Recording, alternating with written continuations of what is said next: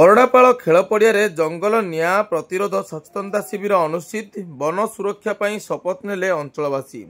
କଟକ ବନଖଣ୍ଡ ସୁକିନ୍ଦା ବନାଞ୍ଚଳ ରାଆଁଶଳ ସେକ୍ସନ ପକ୍ଷରୁ ବୁଧବାର ଦିବା 2 ଘଟିକା ସମୟରେ ଚିଙ୍ଗୁଡିପାଳ ଗ୍ରାମ ପଞ୍ଚାୟତ ଅଧୀନସ୍ଥ ଅରଡ଼ାପାଳ ଖେଳ ପଡ଼ିଆରେ ଜଙ୍ଗଲ ନିଆଁ ପ୍ରତିରୋଧ ସଚେତନତା ଶିବିର ଅନୁଷ୍ଠିତ ହୋଇଥିବା ଦେଖିବାକୁ ମିଳିଛି।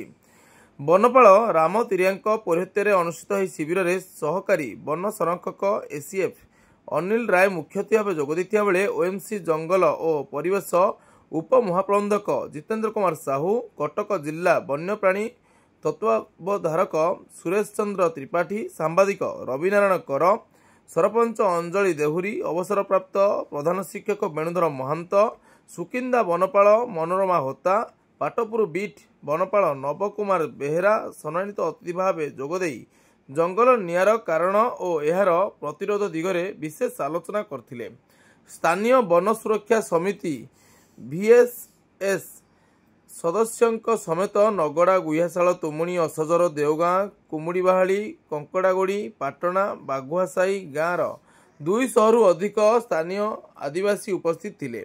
ଅତିଥି ଓ ଅଞ୍ଚଳବାସୀ ଜଙ୍ଗଲ ନିଆଁ ପ୍ରତିରୋଧ ପାଇଁ ଶପଥ ନେଇଥିଲେ। ବନାଞ୍ଚଳକୁ ଅଗ୍ନିମୁକ୍ତ ପ୍ରମାଣିତ କରିବାକୁ ଆହ୍ୱାନ ଦିଆଯାଇଥିଲା।